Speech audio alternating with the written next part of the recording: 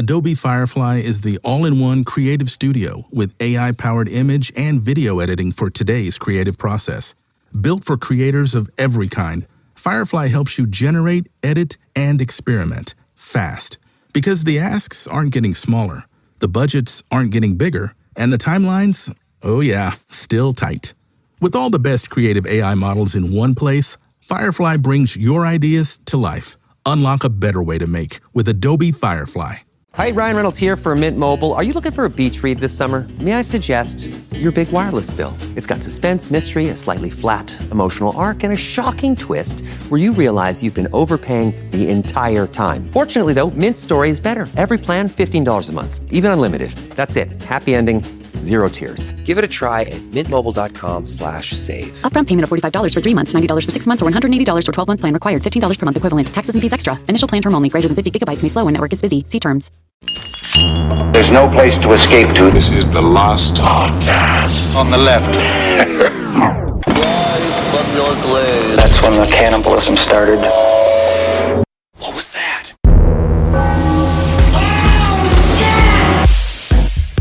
Yeah. Yes. Classic. Yes. Welcome to the Trevor One. I'm Ben Kissel, joined by Marcus Parks, and lonely but also in love, Henry Zabrowski. Oh, I'm lonely, but I'm in love with the loneliness. That's great. Henry, I don't need a date anymore. You know why? Because I know the truth about the Columbine massacre. I want to say this, Henry, you better watch out. There's a new actor here on Last Podcast on the left, and it's Ben Kissel. That's right. I signed with CESD, a very, very successful talent agency here in New York City. My first audition is Thursday. What's the role? Bigfoot.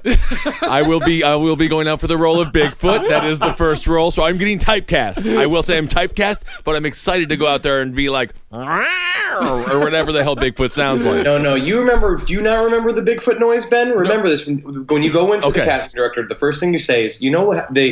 There's been many recorded instances of the Bigfoot cry, which is literally, oh.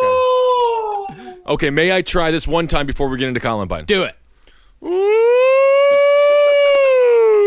what I'm talking about. That's good. That's perfect. Is there a skunk ape in the room that I can't see? I'm gonna nail it. Yeah, I almost cried. I did. I almost cried when I was like, "Oh, first audition, Bigfoot." Okay. Out of joy? Yes, of course. So today's topic is another interesting. We're going back into the world of Columbine again. Another not first date topic. No. And we addressed some hard truths in the first episode, and as I thought there would be a lot of dust sort of kicked up about what we have said already based upon the Dave Cullen book written by about Columbine, which is, of course, controversial in many people's ideas of what happened at Columbine, mostly just because I think people in times of extreme tragedy really want there to be more of a Byzantinian myth around what actually happened, when actually it's just horribly, horribly simple. And to me, when you look at things like the transcripts of the basement tapes, which I'm going to start reading chunks of today out loud, that you're going to see that it's just the power of fuck faces. Yeah. And that's one of the things that really gets me about the conspiracy theories concerning school shooters, because all these, mass shooters really, because you have your conspiracy theories about Columbine, about Sandy Hook, about Aurora, that they were all mind controlled, that they didn't actually happen. And these really piss me off because what it is that it's people trying to ascribe a story or a reason to these horrible tragedies, these random tragedies. But the actual truth of it is there is no story. There is no reason. There is no real motivation other than causing pain and asserting superiority in their minds. Like, there's no reason why Ted Bundy did what he did or why John Wayne Gacy did what he did. There's no reason behind it other than pure fucking evil. Well, evil, ego, and also they want to get on the cover of the Rolling Stone. And back cover of the Rolling Stone. What did you do, Bob Dylan? I sang some great music and I entertained the masses. What did you do, Chernoff? I blew up the shot a girl marathon. in the face. Yeah. Yeah, exactly. So you can get on the cover of the Rolling Stone for many different reasons. Yeah. And certainly Eric and Dylan, they were cult heroes to many kids in the late 90s, early 2000s. And up until today, I mean, really, people are still using Columbine as an inspiration, and the blame for that lies squarely on the media. Yes. Absolutely. As far as the media goes, the echo chamber, last week we talked about the myths that came out of it, and this week we're going to start with how exactly those myths came out. And exactly, we're going to see here. This is why you believe there is a conspiracy about Columbine. It's because the government uses these events for conspiracy for themselves. This is why the conspiracy thought even begins, is because, yes, there are conspiracies involved in all of this, but where they are is in the back end. They are there to basically use Columbine to help possibly, which didn't even work, which is the classic libertarian argument that they're going to take our guns out of our hands because a couple of kids went and shot up a bunch of people. But then you watch, it's like the resilience of gun owners and their lobbyists, and they made sure that shit didn't happen, especially in Colorado. Well, no tragedy goes unused by the government, and the one thing they definitely weren't able to do was take our guns, like you said. But what they were able to do was create a student body and young people very used to the idea of being confined. Yes. And very used to the idea of being under constant being monitored constantly with guns in the school. Some teachers are armed, security guards are armed. They are just catering kids to be future fuel for the large prison industrial complex. Yeah. But in reality, kids are more comfortable now with the idea of not having freedom, not having no ability to move, like we did as children before Columbine. After Columbine, kids are now just resigned to their fate of being forced to do whatever they're told. Yeah, and how these myths actually came about. This is amazing how these myths were created and how fast they were created. All of the ones that we talked about, that they were goth kids, that they were bullied, that they were part of the trench coat mafia, they were created within the first 2 hours of the actual tragedy. The first to be arrested was a kid who was actually a good friend of Eric Harris and Dylan Klebold, this kid named Chris Morris. This is where the nerd angle comes in. He was a nerdy looking kid. He had these huge wire rim glasses. He was kind of chubby. He had long hair, and he happened to be a member of the so-called trench coat mafia. I'm just imagining him myself, and I'm like as myself, like I imagine myself dressed as Chris Morris, and I just gave myself a wedgie. Ooh, how do you feel? I feel, you know what? God, nostalgic. Yeah. That's the thing. If you are getting bullied in the school, surprisingly enough, I was bullied quite a bit. Get rock hard while they do it. And I'll tell you, that just works. That'll deter any sort of bullying in the future. Yeah. I only get harder every time you do it, young man. And start calling them young man. I think that's another good thing, too. Great strategy. While you're back there, why don't you turn around and give me a bit of a touch on the knee? Right. This is also a strategy that you could transfer over to prison. If you do end up having to go there, just start smiling whenever they start doing anything to your butthole. Thank you. Thank you so much. Daddy? Is it Daddy back there? Now, again, we've never been to jail, so I don't know if that's a good strategy or not. Maybe this will just increase all punishment. I'm not sure. Who knows? But as soon as Chris Morris was arrested on camera, the myth of the goth loner was born. And while most of the students didn't know Harrison Klebold, of course, the news media sees Chris Morris has been arrested. They see his appearance, and they start asking students these leading questions. Like, were they outcasts? Were they loners? Right. And the kids started saying, yeah, I heard they were. I don't know these kids. Right. I never met these kids, but I heard they were. The reporters, though, they never asked them where they heard it. And this is what one senior, this is a direct quote from one senior. A lot of the time, they'll like wear makeup and paint their nails and stuff. And they're kind of like, I don't know. They're like goth, sort of like, but they're like associated with death and violence like a lot. That's what they do. Yeah, it's obviously, that's a direct quote, and that is obviously a teenager making shit up as he goes along, or a teenager trying to make sense of the tragedy.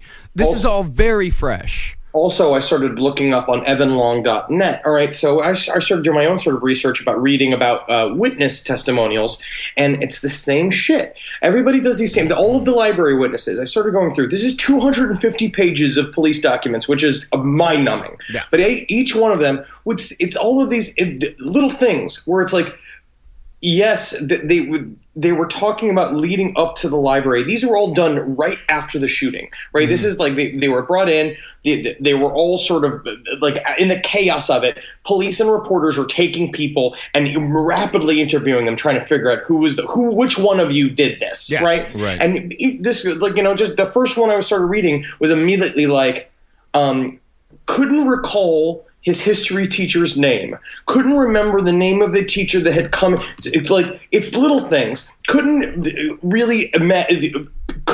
fully describe the room he was in when he first saw Dylan Klebold come in the room. So you're watching these people put together details and high stress right after literally seeing the most traumatic thing they've ever seen, which is watching their friends get shot in front of them like it's fucking Vietnam. And now you expect them to be expert eyewitnesses? I mean, if you go back, you can take the analogy of like a football game, for example. After a team wins like the Super Bowl, they interview the star players and they're just like, yeah! They're like, what's your mother? How's your mother doing? All right! Disney World! Sometimes the ball is going to come at you. When you got to remember, it's about teamwork and it's also about determination.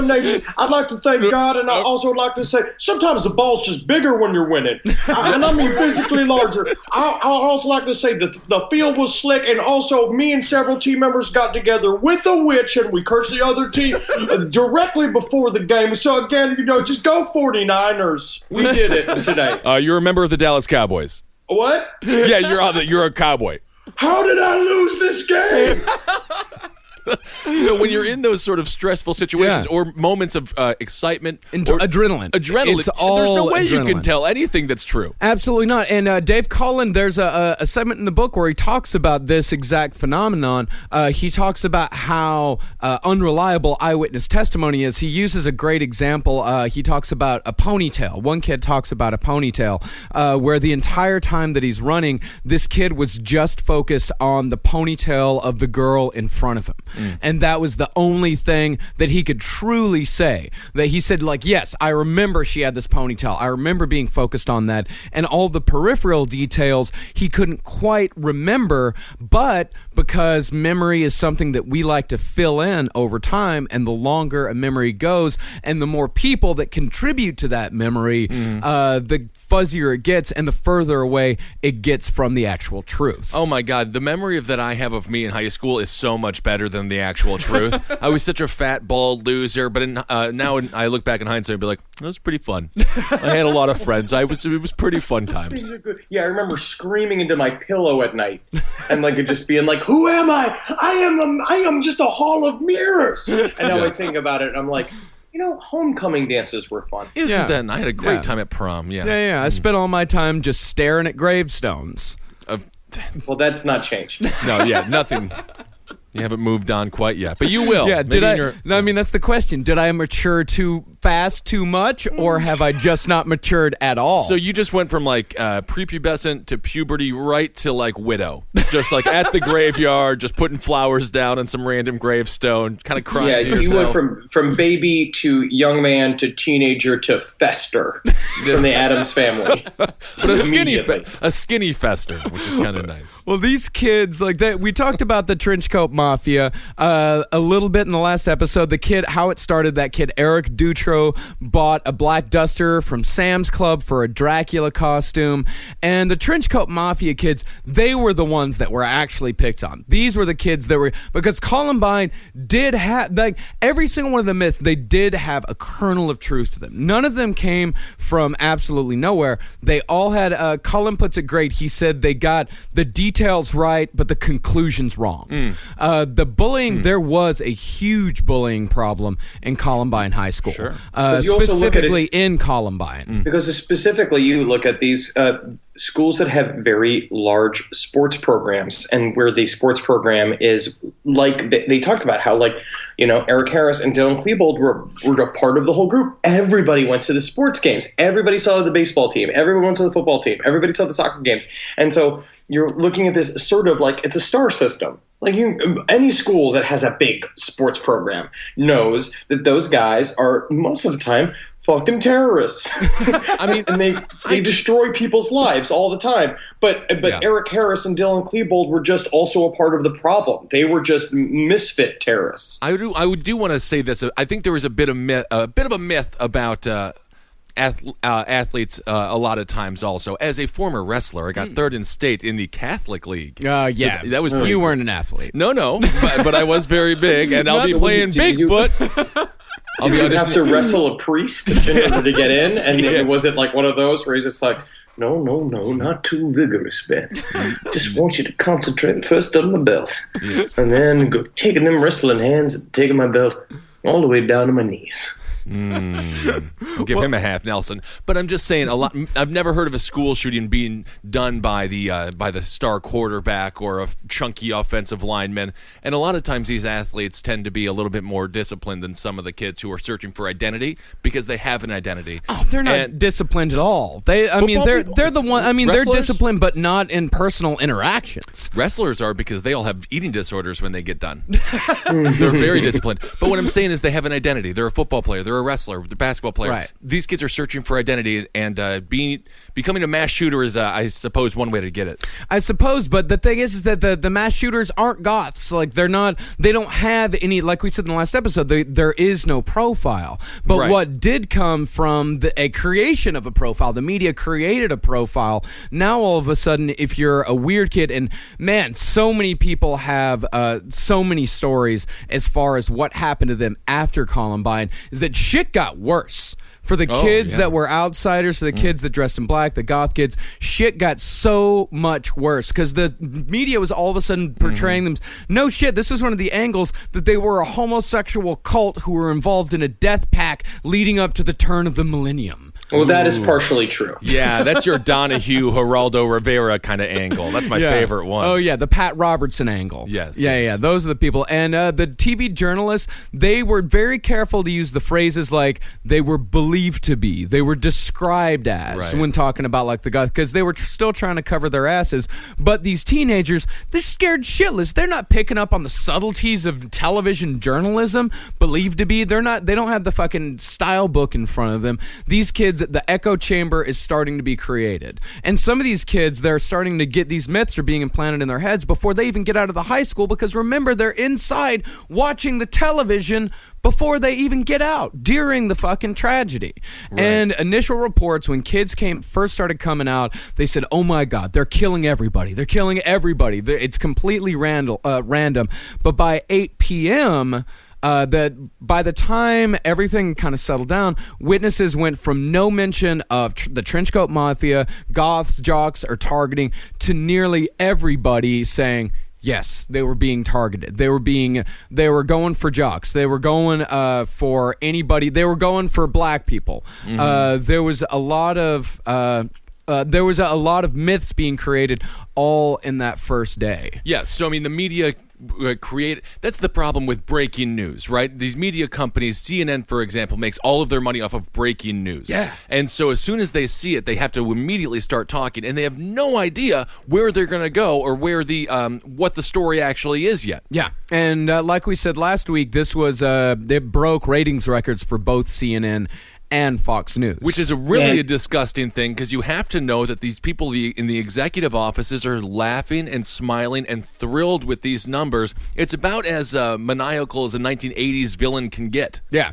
And we're talking about some great TV here, though, guys. Oh, it's beautiful television. I think this is your problem that you're even mad. I'm telling you, the 1990s, we had the 91 Iraq War. We'll always remember that footage. O.J. Simpson and Columbine. Yeah. Those are the three events that stand out the most. And what happened in all of those events? Murder. Yeah. This podcast is brought to you by Squarespace. Squarespace is an all-in-one website platform that helps you stand out online. Yes, that's right. You don't have to smash your face with a hammer. You can just start a business. It's got everything you need on Squarespace, from securing your domain to building a professional site and showcasing your work all in one place. Let's say you want to show everybody how you can carve your ribs out of your lower abdomen so that you look more like a Ken doll. That's amazing. You can bring your vision to life with AI-powered design or curated templates, plus flexible editing tools that helps you create something that truly reflects your style, especially if you are somebody that is trying to corrupt the young men of America. That's what Squarespace is really going to help you. Squarespace makes it easy. It makes it easy for you to put all that together, and you just go to Squarespace and do it all. Thanks, Braden. Head to squarespace.com/left for a free trial. And when you're ready to launch, use offer code LEFT to save 10% off your first purchase of a website or domain. The deadlines, the pressure, the tension. You may just brush it off as stress, but is your hair, I gotta tell you, it's eating us alive. Weakening our very roots, breaking us apart. And the more you stress, the more we slip away. Now please, take a deep breath. There's something you can do. Pantene Abundant and Strong System strengthens your hair against stress, reducing hair loss by 85%. Only the strongest will survive this shedding. Pantene Abundant and Strong. Hi, Ryan Reynolds here for Mint Mobile. Are you looking for a beach read this summer? May I suggest your big wireless bill? It's got suspense, mystery, a slightly flat emotional arc, and a shocking twist where you realize you've been overpaying the entire time. Fortunately, though, Mint's story is better. Every plan, $15 a month, even unlimited. That's it. Happy ending, zero tears. Give it a try at mintmobile.com/save. Upfront payment of $45 for 3 months, $90 for 6 months, or $180 for 12-month plan required. $15 per month equivalent. Taxes and fees extra. Initial plan term only. Greater than 50 gigabytes may slow when network is busy. See terms. So it's Eric Harris, directly from Transcripts from the Basement Tape. Basically, we want to talk about, like, this is what I'll use as my site, my source material for why I don't believe they targeted anybody. So Eric Harris says it by himself. Do not think we're trying to copy anyone. We had the idea before the first one ever happened. They're referencing to school shootings in Kentucky and Arkansas. Our plan is better, not like those fucks in Kentucky with camouflages and 22s. Those kids are only trying to be accepted by others. They go on to talk about how they hate all races, N-words, S-words, the Jews, and fucking whites. They also mention enemies that abuse them and friends who didn't do enough to defend them. Basically, everybody. Yeah, right. Everybody. That was their target, and that's what we talked about in the first episode. They were terrorists, and in fact, I mean, it could be argued that the ultimate target was not even the school. The ultimate target was the world. The ultimate target was America. They wanted to instill fear in people. They wanted to destroy the American way of life. Another quote from Eric Harris. We need a fucking kickstart. We have a fucking religious war, oil, or anything. We need to get a chain reaction going here. It's gonna be like fucking Doom, man, after the bombs explode. Tick, tick, tick, ha ha. That fucking shotgun, he kisses his gun. Straight out of fucking Doom. Go ahead and change gun laws. How do you think we got ours? The boys talk about starting a revolution of the dispossessed. We're gonna kickstart a revolution. Yeah. Which didn't happen. No, it didn't, but they continue to use the word kickstart, so maybe they would have just gotten a GoFundMe at this point for, for their emotions and things like that. An Indiegogo, you get to keep the money even if you don't get the gold. Oh, isn't that nice? I love that. It is amazing. You wonder if they would just be shocked that what they did at Columbine didn't increase gun laws. As a matter of fact, most of the politicians that mattered, and the NRA specifically, was just like, we give all the kids guns. Yeah. If one of the kids got a gun and the other one doesn't have a gun, the bad guy's got a gun. We need to put it in the good guy's hands, the premature mind of a child. We talked about this the last time. As a matter of fact, there was an NRA rally right after the shooting. 9 days after. Right. And they let it happen. And the only thing that they changed about it is that they didn't bring up the young people like they normally do to have their young person testimony about getting their first guns. Yeah. Can you please come here and do our young person testimony at the NRA? The blood, the blood on the walls. Sometimes I hear just the backfire of a car, and I just see Rachel's face going, blam, blam, blam. But I'm just happy that I got my Winchester rifle. Thank you, so I could go hunting with my family. Get him off the stage. Pull him off the... Yikes. The youth of America, everybody. The future is safe with kids like Henry. I'll tell you what, these youths, they are not getting funnier. No, it's almost like there was a school shooting 9 days ago. And this is another thing that tells me that really damages any sort of conspiracy theory as far as these school shootings go. You guys didn't see the huge quotation marks that Marcus just did. And I think that's really important as a part of your argument. If you're coming at anybody, conspiracy theory. If you can hear the wind go past my microphone. Yeah. And what they don't get is that this tells you they don't do their research and they don't look past their own fucking noses, is that every time there's a big school shooting, the NRA and the pro-gun politicians double down. Yeah. They double down. Usually gun laws get less restrictive after gigantic mass shootings. And one could argue that the conspiracy theory actually goes in the other way, because this is a country that is built on arms sales. Like the military-industrial complex, which also trickles down to individual weapon sales, is a gigantic part of our economy. Like we mentioned earlier, getting kids comfortable with confinement, so they'll, when they're in jail for at least, whatever traffic tickets in Texas. Or anything like that. Jeff Ross just roast criminals, for example. One person was in there for, I believe it was 7 months for unpaid speeding tickets. Yeah. Anyway, people get more used to confinement, so you have that. You have the prison industrial complex making bank money there. These kids, people talk about the Matrix and having little fetus in jars, and they feed off our energy. They really just feed off of us sitting there and rotting. And then the militarization of the cops also came in massive. Every single police force the size of Stevens Point, Wisconsin, my hometown, or in Columbine there, they all got tanks. Yes. Everyone got paid in this situation. The news got paid, the media got paid, the prisons got paid, and the police got paid, and the government got paid. They want more guns on the streets. Right. Like that is something that they love having more guns on the streets. And the trench coat industry. The trench coat industry also got paid. Also, does possibly the Columbine massacre help cover up the connection between pharmaceutical companies and the gigantic child rape rings that run our country? Okay, right, they're Michael part of Moore. a secret-keeping organization. We look at Mark Taylor, right? The story of Mark Taylor, which is apparently he was a victim. He was of Eric Harris and Dylan Klebold, but a part of it is that he was addicted to various mind-altering, let's say, pharmaceuticals. Yeah, of course. Like Mark exactly Taylor or Eric Harris? Mark Taylor, this young man, right? And he was raped by the police to shut up about it. Well, there's different ways of keeping people quiet. It really is. And all the people that say, oh my God, like they were, how did these two seemingly innocent young boys just all of a sudden, and one of the biggest ones is Michael Moore, and fuck Bowling for Columbine, fuck that fucking movie, fuck Michael Moore, is that he's saying like, how did these two innocent young boys suddenly decide to shoot up the school? Read the fucking journals. Read his website. There is copious amounts of evidence that this was a long-planned attack. Also, possibly Eric Harris and Dylan Klebold were raped by police the night that they broke into a white van. They say that is the turning point, right? Is that Eric Harris and Dylan Klebold were out one night doing their various things. What was the name? What was the term that they called doing their pranks? Their missions. Their missions. Yeah. So they would go out on missions and they would TP people's houses and they would bust down mailboxes and they would blow shit up. And one night they broke into a van, and story goes is that they were stopped by a certain sheriff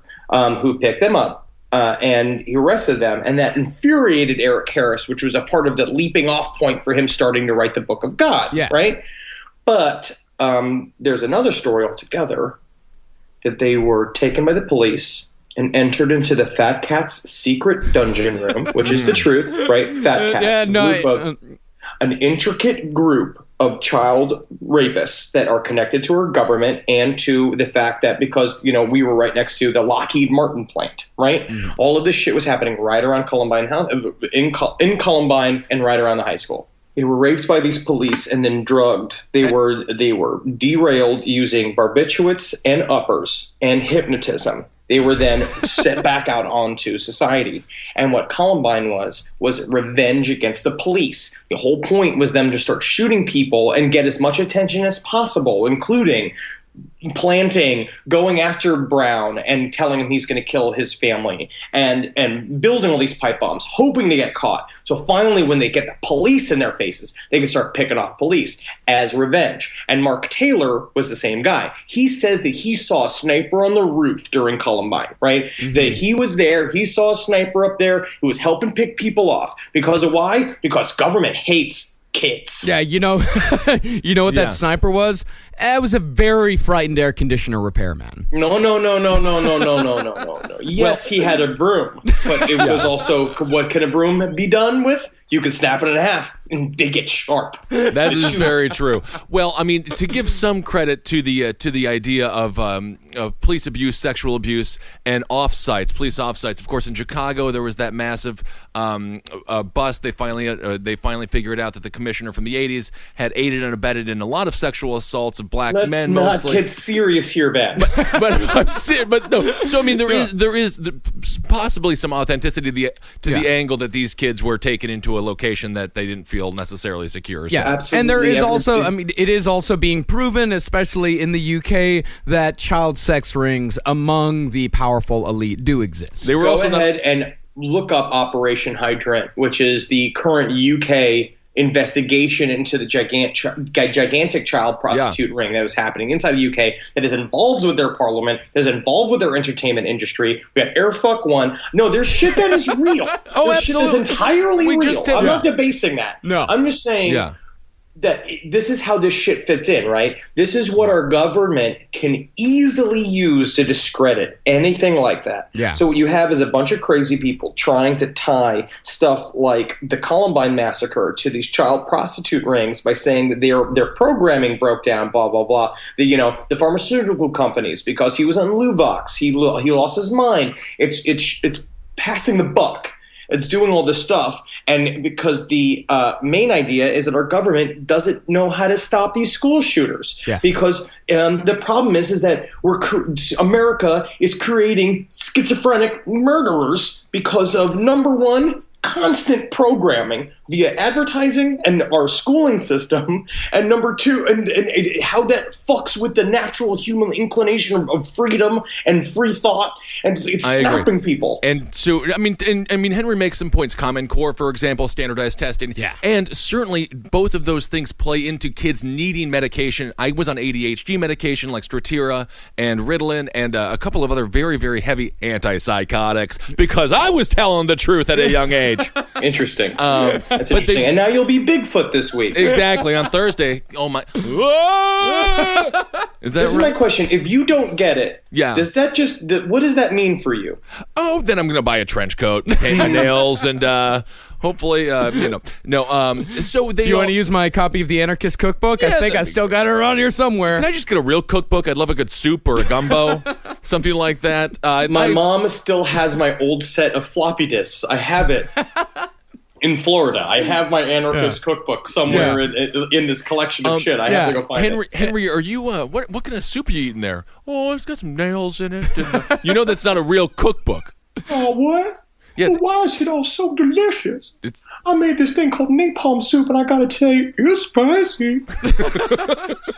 Yeah, I had a copy of the Anarchist Cookbook as well that I printed out on printer paper and I put in a binder. But you know what else is in that binder? A Legend of Zelda: A Link to the Past walkthrough. Ooh. My Mega Man 2 codes. Right. Nerd alert! Nerd alert. Uh-oh. But let's talk about that briefly. Can we get to that now? The different things that they blamed Eric and Dylan's actions on, such as video games. Yes, they blamed it on Doom. They blamed it on all sorts of. They blamed it on Marilyn Manson. They didn't listen to Marilyn Manson. They listened to KMFDM and Rammstein. They love that German industrial, man. And poor KMFDM literally had to issue an apology afterwards. Yeah. They were literally just like, yeah, sorry, yes, we don't want to disappoint our fans. Yes, we are all about rape and chaos, but only in the form of song, not in real life. So we again deeply sorry to the families of those that are victims of the Columbine massacre. But still, I hope everybody let's all rape each other on the dance floor. Keep it on the dance floor.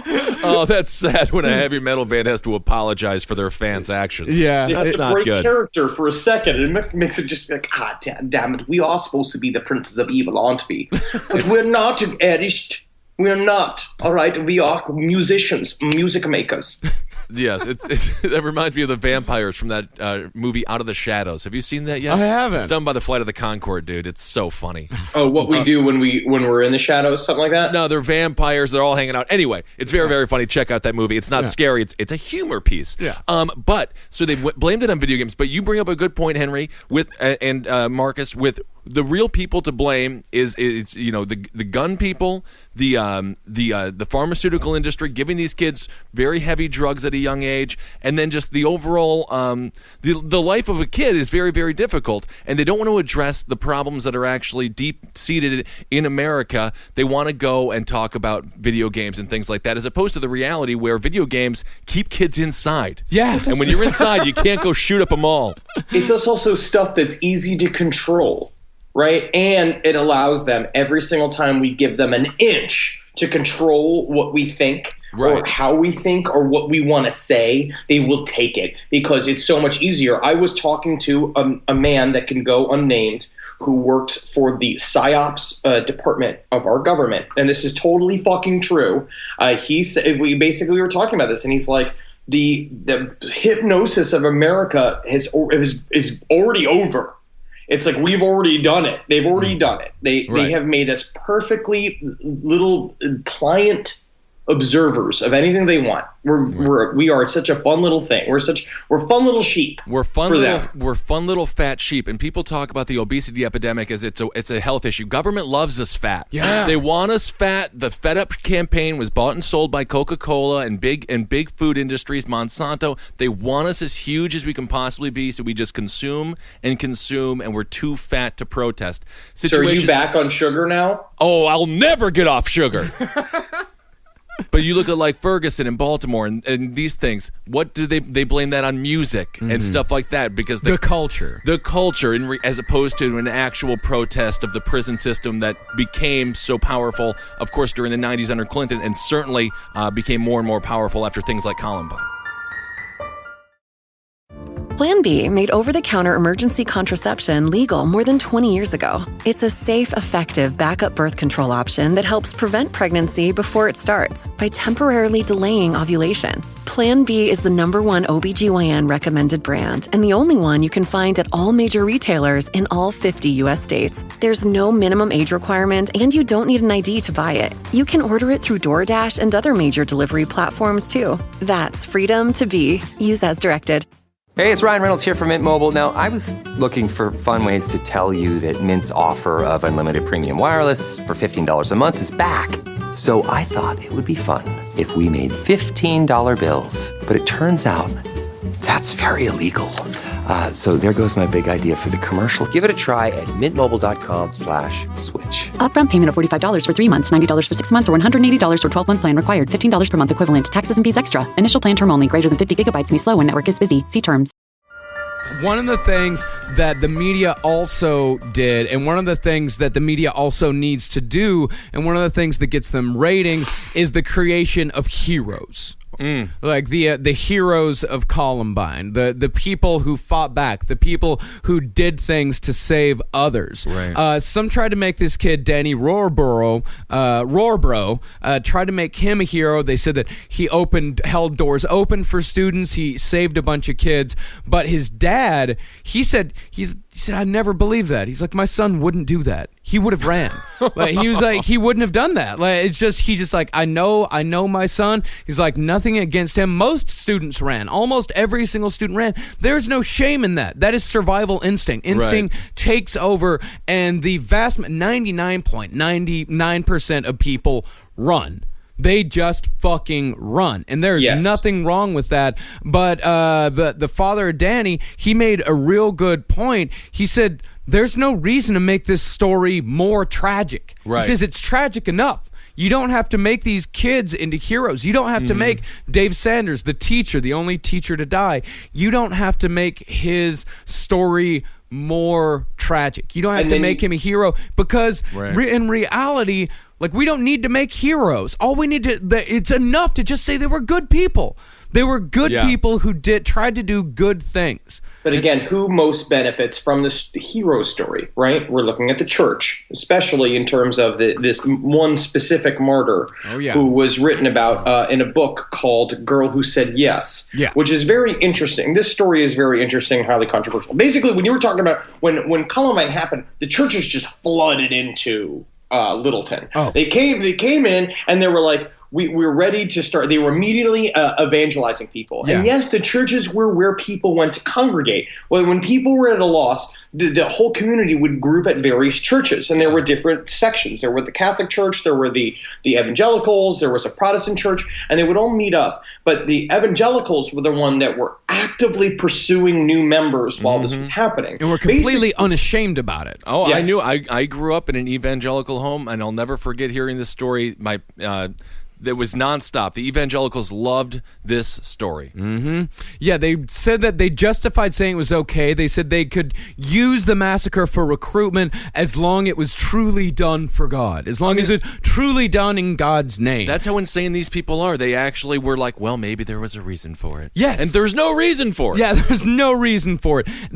All the cars, a lot of people, they congregated at churches, but at the beginning, a lot of people congregated at this place called Clement Park.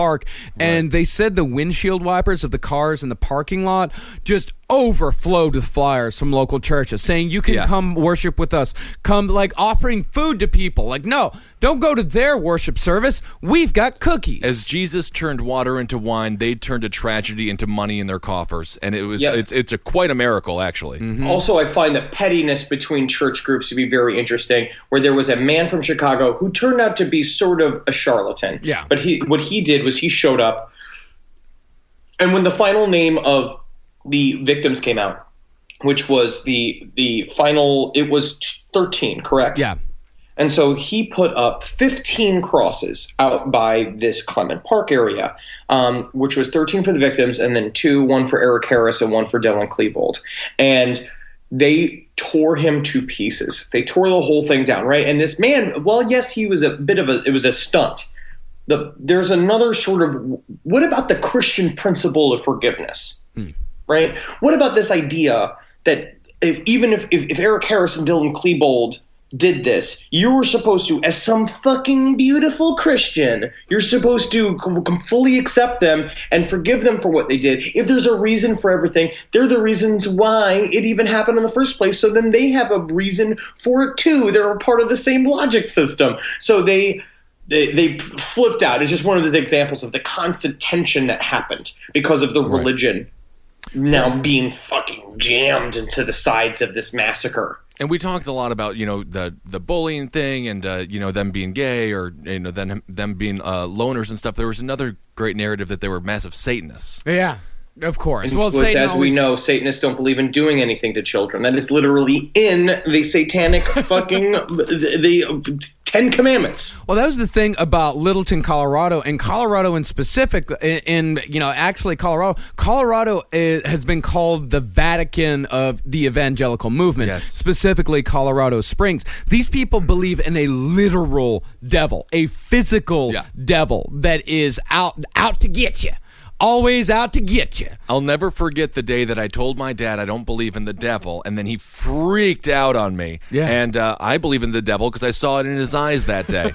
Evangelicals, and that was also what Dylan and Eric were rebelling against, was this very, very strict evangelical just community that they lived in. Yeah, and 5 days after the attack, there was a big remembrance ceremony, very Christian. The president was there, the vice president was there, and Billy Graham's son Franklin was there. You know what he did? Did he talk about forgiveness? Did he talk about the victims? No. He spent most of his time talking about how this happened because prayer wasn't allowed in schools anymore.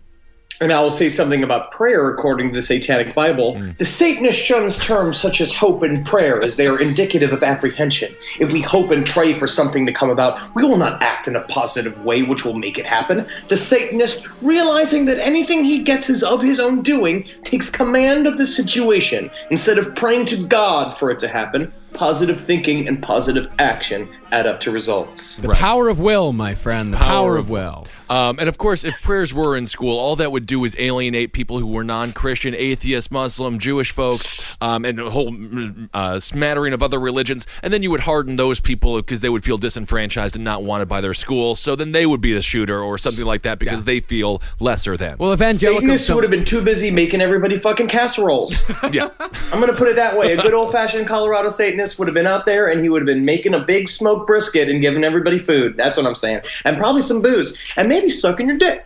Well, I don't know if he can do that. Children here. They're children. Come on. Even a 16-year-old kid in grief needs a blowjob from some older woman. A woman of the same age. Yeah.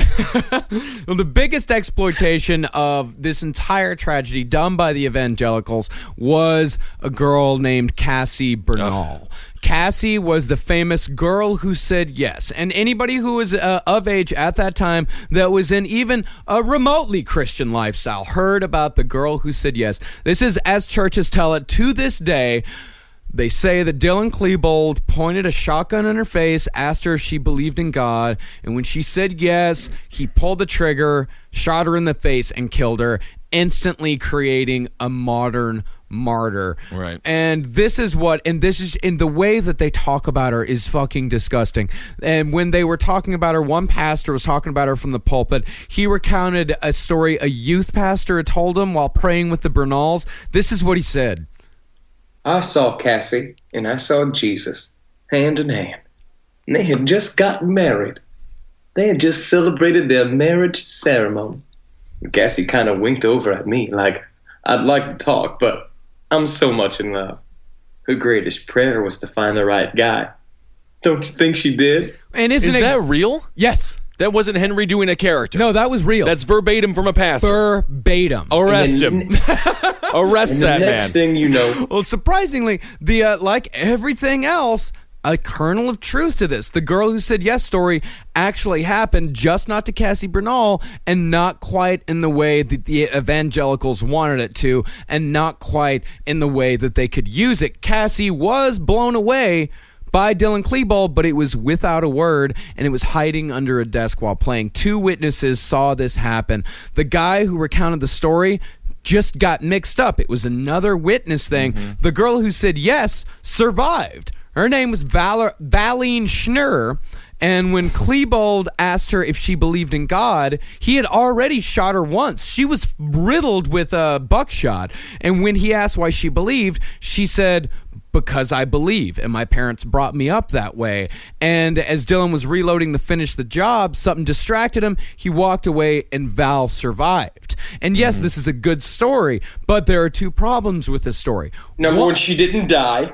So she's not a martyr. Right. Yes. Number 1, she didn't die, and she's not a martyr. And so if she didn't die and she's not a martyr, not only that, she can't later on in life say, like, you know what? I don't think I want to be a Christian. Like, I don't think, maybe I want to do something else with my life. Maybe I don't really believe in anything. So right off, Cassie Bernal is forever a Christian, no matter what. And second of all, her saying, you know, why do I believe in God? It's just because I believe. You know, my parents brought me up that way.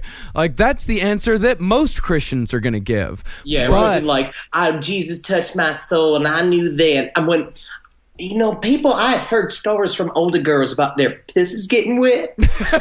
And it only happened when I met sweet Jesus Christ. Yeah. Yes. Yeah. She can't say that. The evangelicals no longer have the narrative that they can manipulate in any way that they want to. And because Christians, like the Nazis, had a very, very good view of optics. They know what a good story is, how to package something. And they know this. If you want to move some fucking units, like if you want to be able to sell how many millions of copies of The Girl Who Said Yes story sold. Right. And I'm not blaming the Bernal family because they lost their daughter. They lost their daughter, yeah. And they are looking for any way to give this some meaning. They're just coping. That's all they're doing. They're just trying to cope with it. And then no blame whatsoever should be placed on the Bernals. No. And I think another thing that should be important to note is that you say Christian. I think it's also important to note that at this time, and we need to say evangelical, because a lot the other Christian churches in the other like Protestant and the Catholic churches in town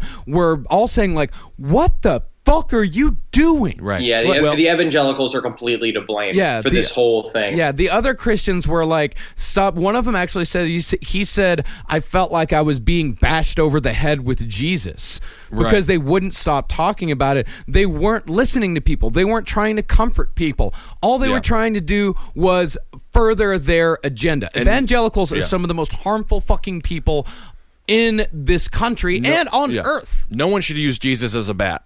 That's number one, because that's very rude. To your point, Christians, another C word, capitalists.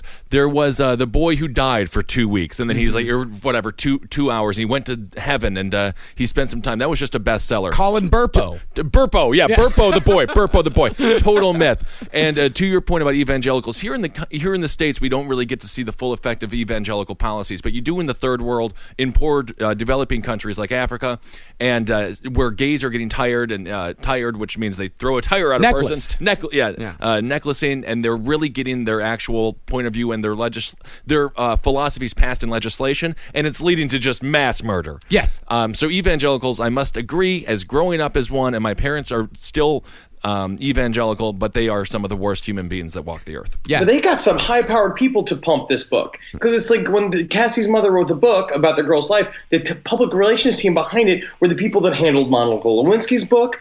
She was on 2020. She was on Today's Show for 2 months, and they pumped it, and she got picked up by William Morris to shop the film rights. She sold the film rights. The movie was never made because Reese Witherspoon was just too fat. Leave Reese alone. But the movie wasn't made, but they made their money too, which is sad, because then it comes down to, it's like, how much money is worth your daughter's life? Does it really replace what happened to her? And the answer is no, of course. I can't believe they got to sign with William Morris.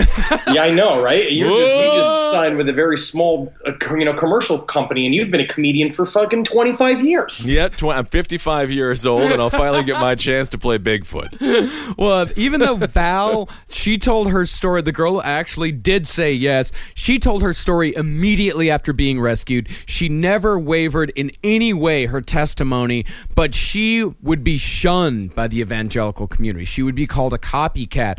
People would say, are you sure that's the way that happened? Right. They talk behind her back. And she said that she had a harder time forgiving the evangelicals and the people who called her a liar than she did Eric Harris and Dylan Klebold.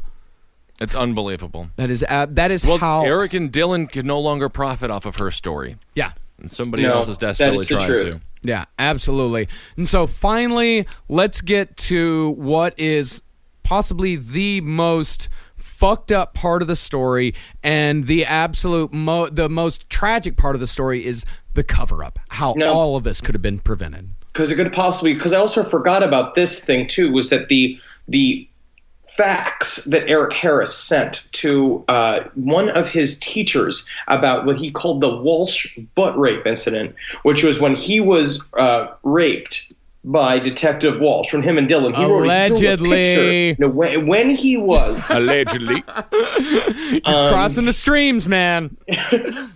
He drew this little diagram of how he was raped, and I got to say, it is it's graphic. But I think it's a part of his psychopathy. He was just trying to shift the blame, as always. That's what he's trying to do. But, always. So was he raped by the fat cats? I don't know. Maybe. Yes. Yes. Knows? No. Maybe. Yes. What? Fat cats? John Benet Ramsey, also victim of the fat cats. Maybe. Yes. Mark Taylor, victim of the fat cats because he was trying to out the police involved in Columbine. No. There are many connections, many different things. There's different things, different information out there, and you got to look at all the evidence. Yeah, a lot of different things out there. So Kate Batten, or Batten, as is actually pronounced, she was the lead investigator, and she already knew by 1:30 p.m. who her killers were. When she searched the system, she found that they were already there. They had been, of course, we talked about, they had arrested for breaking into a van the year before, but breaking into the van and then dressed in lingerie, and they took pictures of them, and then they force-fed them anally Luvox. And all of it, again, stem for where the cover-up goes. Who benefits? Follow the money. Cui bono, yes. But more importantly, the mother of their former friend, Brooks Brown, had reported Eric Harris to the police department more than a year before the killings because Eric Harris had threatened Brooks's life on his website. There were 10 printed pages in Eric's files detailing these threats one by one. And that came from the fact that Brooks had thrown a rock at Eric's truck, and it created a chink in his windshield, and then Brooks wouldn't give him the money to help fix it. White people problems. And Eric Harris had gone in, like, he had screamed at, like, he had actually shown his true face to Brooks Brown's mother. And that's another thing about a psychopath and psychopathic personality is if the psychopath believes that you are of no use to them, then they will show their true face to you. Right. They will do whatever, their true desires. They will open that up and they will just fucking switch off that loving, caring personality and they will fucking freak out on you, which is why Brooks Brown's mother reported Eric Harris to the police. And the police actually had a search warrant for Eric Harris's house.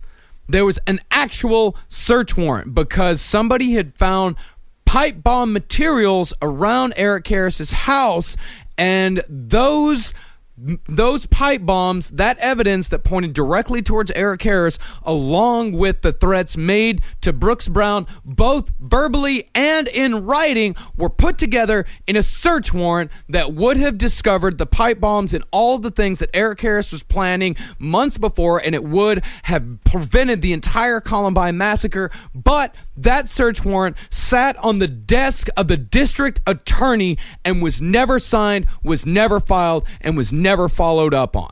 Because they just believed kids were being kids. Harris himself said in the basement tapes, I could convince them that I'm going to climb Mount Everest, or I have a twin brother growing out of my back. I can make you believe anything, which is what he said. All right? And so his father also found a pipe bomb inside of his own house and didn't do anything about it. This is the thing, because it's true, right? The police looked at this scenario. It's a bunch of kids all just kind of fucking around. It's a waste of time, blah, blah, blah. So what they did was they knew that Eric Harris's father was handling it because Eric's father was sort of a hard ass, and he was already in a sort of recovery program. Like, he was supposed to be dealing with a therapist and all this stuff, and he was passing with flying colors as a part of this, like, halfway house thing. So they think, well, he's doing good. He's doing great. But Eric Harris the whole time is getting off on the fact that he's lying to everybody. Which is what we talk about a lot of times with politicians, and this tends to be in politicians who go to the extreme right. Your Larry Craigs of the world, Dennis Hastert, who just got arrested for having sex with a 15-year-old boy. They run on platforms that make them themselves seem squeaky clean, and they make themselves seem holier than thou. And in reality, they do these disgusting dungeon things, which is what we also see in the UK sex things. Pedophile sex rings. But with and now these we're kids, seeing standard conspiracy thought again. The reason why they're covering it up is because they fucked up. Like, they just fucked up. Yeah. So that's where this deep fucking crazy conspiracy is happening right now, and it was a simple little thing. And let's see, even Bill Cosby as an example. He loved being America's grandfather, and the whole time he knew he was a serial rapist. Well, these people, like, they actually knew, but I disagree. I don't think the police department, I don't think they were saying boys will be boys. I think they had ample evidence to actually follow up on this, because Judy Brown, Brooks Brown's mother, she had contacted the office 15 times about violent threats. Very violent, very real threats, with evidence to back up him actually being a dangerous individual. They just didn't follow through with it. It was just sheer police ineptitude. And so as soon as and that's the thing, is that this search warrant that just sat on the desk, this affidavit, Judy Brown was able to immediately use that to search Eric Harris's house. But after the shooting, after a lot of kids were coming out and saying, like, yeah, it was Eric Harris. I fucking know that dude. It was definitely Eric Harris. This is just history repeating. How many times have we heard this narrative? Every single serial killer we talk about, every single terrible event. I'm with you you. I think it's ineptitude. 9/11, government ineptitude. They're not smart enough to cause anything. Well, they're not smart enough. They're not smart enough to cause anything, and they're also too fucking lazy. They didn't follow up on the search warrant because they were too lazy. They don't realize that the piece of paper on their desk actually ties to a human being. There was just that boy who was stuck at Rikers for 3 years. All it took was someone to sign the paper and put him in front of a judge, and they just don't do these things. They just didn't do it. They just don't do it. And then what you're looking at here is now the cover-up begins, right? So they basically, all this shit comes out. You have to go on Today's Show. He denied the Browns had ever met with an investigator. Yeah, the sheriff went on the Today Show. Yeah, so the sheriff went on Today's Show, said, no, that didn't happen. They had a secret meeting. All of the Jeffco groups got together because they realized, all this shit, we got this paper trail, and then they had a fucking Watergate style meeting where they were like, this is the party line. This is what we're going to say. We did not see these papers. These papers are gone. And so Bataan was saying about this, how the Fusilier brought that up too, about how it's like that stack of affidavits was on a desk one day, and then it was fucking gone, and then it was like a couple of years later, it just showed back up. Right. And they're like, what the fuck? Where the hell has this been all this time? Because then now they're piecing the story back together. Like, after David Cullen has been researching this for 10 fucking years, he sees now it's like this huge gap in time. It's like, well, where the fuck was it from 1999 to 2005? Right. And that's why you always have to have a magician in the force. So when they look at the stack of paper and you say, what do you see there? Oh, I see a stack. It's a pizza. And it's a presto, it's a rabbit. Oh, my God. Never again. Oh, don't worry, absolutely. And I also hid the second gunman in the casino. Look at him. The first to see him there. He is. Oh, is he from Cuba? I don't know. Is he? Oh, he's brown of skin. I put him in the box. And a runner, 2, a 3. Now he's gone. What is it? Why they're putting a black bag over my head? No. We have no use. No more use for the magician. Well, the open spaces meeting and all the cover-up, this was all Jefferson County's Sheriff's Department. The FBI didn't know about this. The other, the local law enforcement didn't know about any of this stuff. This was all just one elected official, one inept elected official that covered all this stuff up. Well, not one, actually a big group of them. In November of 2000, Jeffco released 11,000 pages of police reports, but they left out more than half. And this is how shitty they were at cover-ups. They numbered the pages before they released them to the public. And they redacted all the words in highlighter. Yeah, you got to use a permanent black marker on that. Also, because I feel like there's also a lot of conspiracy thought as into why Fusilier was a part of this. Yes, he was connected to Waco. Yes, he did a lot of what we now know is a bunch of shady, weird shit, like in terms of like our American involvement and like what happened at Waco, what happened with the ATF. But the thing is that he was kind of a periphery investigator. He was there just to sort of put together the minds of the killers. Yeah. So yes, it is very strange that his kids were also involved, but I feel like he had very little to do with the investigation as a whole. Like, he was just setting all this up. He didn't come out with his report till later, and then nobody gave a shit. Yeah, absolutely. Yeah, it'd be different if it became the party line. But the thing is that, again, where's the conspiracy if he didn't win? Like, he didn't do the thing. Everybody believed in the other story. They believed it was nerds killing jocks. Not Fusilier who came out and said it was like they were psychopaths. They were terrorists. Right. Yeah. We have to work on this problem. You know, I'm just thinking about this now. That whole anti-bullying movement. This is also, it stems from this. And all that does is get more kids in trouble and creates a chilling effect. And a lot of these, you know, it's really subjective on who's being bullied and who's doing what to who. Well, yeah, and it also is zero tolerance rules come in because of this as well. And zero tolerance rules meaning that kids aren't allowed to fight back anymore. Right. If someone punches you in the face, if you fight back, then you're also going to get just as much punishment as the other kid does. Just like you do in jail. Yeah, and it also, what that prepares kids for is for being submissive. Right. And for just taking it. Well, I really miss the days when I could punch a kid. Oh, yeah. I really miss those days. And now, because it's like, you know, I used to do it 2 or 3 times a day. Yeah. Just to put them down. Just to be like, fight me, fight me, fight me. I hope you beat me.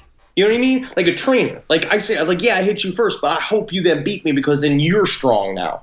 Yeah, it's a toddler, Henry. It's just a little baby toddler. Make 'em strong. Ain't no reason for nobody being weak. Well, the original search warrant, and this is the further cover-up for Eric Harris's house, was destroyed both electronically and physically, and we know this, but because all of the evidence is circumstantial and nobody will rat on anybody else, not a single person has been held accountable. Like, there was one woman that worked for the sheriff that actually said, like, yeah, he asked me exactly where this file was. I found the file, and then he had me shred a bunch of documents, which I thought were just duplicate documents. So there's no actual, like, she's just pleading ignorance. Like, yes, I did the act, but I don't know what it was that I shredded. So in no other way can you get away with that. In any other crime in society can you get away with that. Be like, he just told me to go sell this white powder on the street, and I just did it. I didn't know what it was. Yeah. But it's like using you as a boy to burn your grandfather's documents. No, I actually found out what those were, by the way. What were they? They're not. It's not Das Nazi related. Oh. But it is financial. They were fraud related. It was just, I will discuss it when my family has passed. So there were, in my opinion, I think there were 3 people responsible for Columbine. Everyone's looking, for years have been looking, who's responsible for it? Who are the people that should be blamed? 3 people: Eric Harris, Dylan Klebold, and the Jefferson County Sheriff's Department. That's who, that right there. That is who is responsible for this attack. And this is very interesting. In a national poll taken after the attack, people were asked, okay, who's to blame for this? The leading culprits were violent movies, video games, goths, music, bullies, Satan. But the parents topped the list. Over 85% of the public held the parents responsible. And I'm going to go ahead and say right now, the families, the probation officer, even Eric's psychiatrist were all completely fooled. They all believed them. They all did exactly what they were supposed to do when it came to kids like this.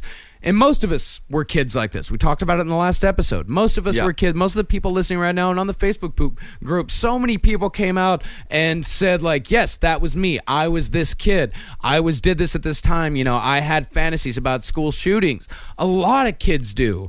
We just didn't do it. Write a screenplay about it. Yes. Then you actually get to orchestrate it, and it's very, very fun. Yeah. I can't believe it. You know, it's true. The government totally won. Yeah. Good work, guys. They totally fooled us. I mean, it's like they fooled the whole country.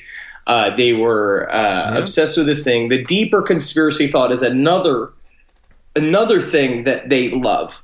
They also love the fact that people think that it's hiding some deep conspiracy about the pharmaceutical companies, stuff like that, because it's tied to them looking ludicrous, so that the pharmaceutical companies, who are gigantic fucking scam artists, they're drug can dealers, get away with whatever they want, because now you're looking at, like, every time you tie another ludicrous conspiracy to them, like, they just look more reasonable. Yeah, of course. I mean, we've talked about the pharmaceutical industry on Top Hat. There in Indiana, for example, heroin is on the rise because the pharmaceutical companies had to deal with doctors to give them all these people OxyContin. Oxy got too expensive; they had to get kicked off the drug, and now heroin's there. The pharmaceutical company is really the reason for a lot of most of the drug use in this country. Yes, and certainly for a lot of the side effects of these drugs are very, very negative. Yeah. Also, you can pass your little bubble test and then go to the university that you hate. And a bit of an epilogue on this story. One of the weirdest things to come out of this tragedy was something I'm sure, maybe not everybody remembers this, but I definitely do. The Sarah McLachlan video. Yes. You guys remember?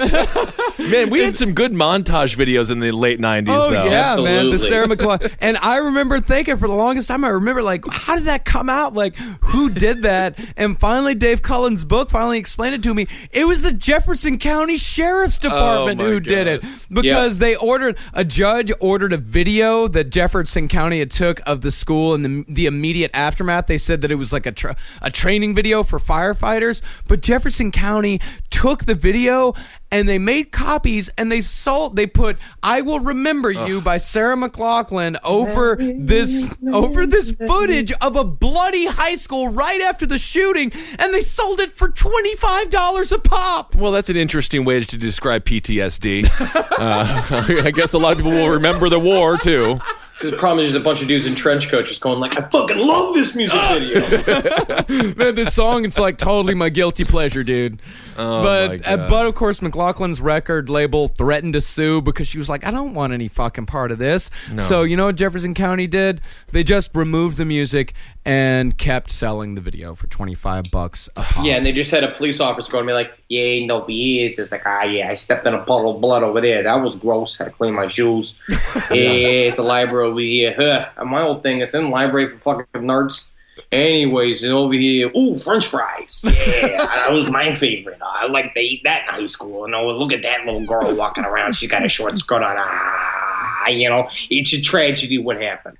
Oh, it's so great. You know, when they're giving tickets and citations for seatbelts and whatnot, the commissioner's just like, and upsell them on the CD. Yeah, you want to, and so after you give the ticket, upsell them, see if you can't get an extra $25 for the city. Give it to them. Yeah, sell it to them, all right? So pathetic. Unbelievable. So next week we're going to do something a lot more serious than this week. So I know that this has been a really lighthearted. This has really been a lighthearted couple of episodes. Yeah, so we're really going to get into been. something really heavy next week. Yeah, we really are. Thank you guys so much for listening to that. Like, I know this one was a much, this one was a little rougher for some people. I know one person on the Facebook page said that they actually they knew one of the victims and they lost one of their friends in this. Awful. And so this is definitely a subject that is people take extremely seriously. And thank you guys for coming along with us on this journey. And go and rate and review us on iTunes. I'm also going to put it this way: if anybody's more interested into some more of the conspiracy angles, just to make it a little bit more fun for you, look up Adam Lanza's connection to the movie Bullet Time, which is a Polish movie that is made from the perspective of two Columbine-like shooters that apparently he used as a reference point. Look up the connection of the pharmaceutical companies to Mark Taylor. Also to, I can't find the other name. I believe his name is Dave Thomas, like the guy from Wendy's, who also was trying to adopt two little girls that were connected to the Fat Cats sex ring, but he couldn't get them because the government wanted them just because they just loved how tight their bottoms were. Right. So that's if you want to do some more hooky spooky stuff. We didn't really get to all of this research that I did because it's just so it's serious. Right. And go to adamandeve.com and buy the Fat Cat sex ring. It's really great for all of your sex ring needs. There's no doubt about that. So find that's LP on the left on Twitter. That's Henry Loves You on Twitter at Marcus Parks. I'm at Ben Kissel. If you do think that you want to go shoot up your school, honestly, I'm going to tell you right now, that's not an irrational thought. Everybody thinks these things. Don't do it. Find some fun outlets for yourself, and you'll be very, very successful in life, because everyone who has ever succeeded in life is a sociopath. Everybody. To some degree. We're all psychopaths. That's how we got this far. If those feelings you feel like they're starting to become uncontrollable, talk to somebody in your life. Talk to a real flesh and blood person. Don't go to the internet. Don't email us. We are not the people to talk to. The people to talk to, if these things are starting to become uncontrollable, the people to talk to are in your actual life. And just remember, if you're scared about what's going to happen if you tell somebody, it's not going to be anywhere near as bad as what might happen if you can't control it anymore and you do something that you can never take back. Yep. Also, it's a little bit of a personal plug after that. I'm going to be at San Diego Comic-Con with both Heroes and Your Pretty Face is Going to Hell. So if you want to, if you're there, don't kill me there. That's great. Yeah. No, please. And the Cowman album is on sale, thecowman.bandcamp.com. We're going to play another song today at the end of this episode. Awesome. And thank you so much to everybody who's bought the album so far. It's doing really well. People are really digging it. We're getting a lot of really great responses from it. And this Friday here at the Creek in the Cave, we have the Last Podcast on the Left live show. It's at 10 p.m. It's going to be extremely fun. I believe Mr. Zabrowski's sister will be sitting in for him, so we'll get the pretty Zabrowski in there, which will be great. It's a super fun time. We drink and we get drunk. We drink and we get drunk. We have a real Irish time, and I click and I clack, and it's very, very fun. And be sure and go and buy the new T-shirt. We're doing pre-orders right now. It's over at the it's go to cavecomedyradio.com/lastpodcast on the left to buy the new T-shirt. We're probably going to be doing orders on here in the next couple days. So be sure to get your order in now. All right, hail yourselves, everyone. Thanks so much for listening. Yeah, and Halgeen. Hail Satan. Again, if you're looking for strength, look to Satan himself. He's really good at helping you, at building you up and being strong, and he's all about community building as well. He's a community organizer? He's a community organizer. I didn't know that about him. I'm learning something new each week from you, Henry. Thank you. Me gusta el hecho. Me gusta el hecho.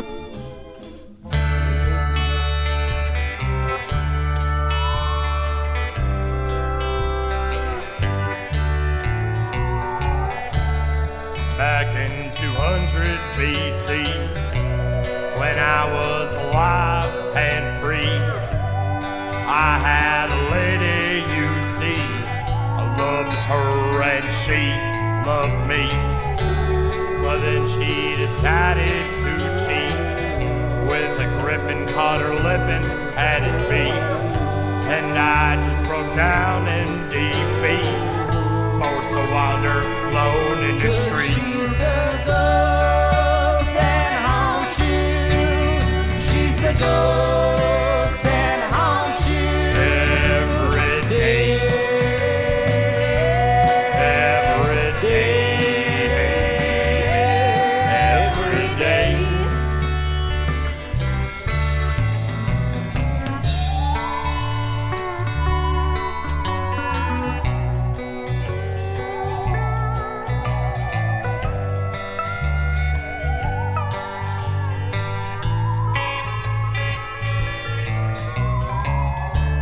I see her when I look up at the moon, and I see her in a cancer buzz too, and I see her in a Satan's old saloon.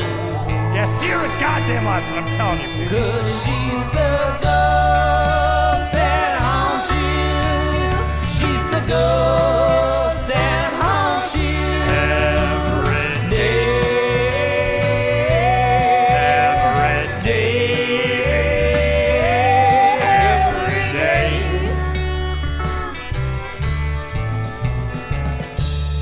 Devil, it tortures for fun.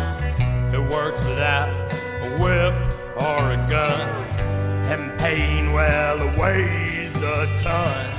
I'd rather have sex with this son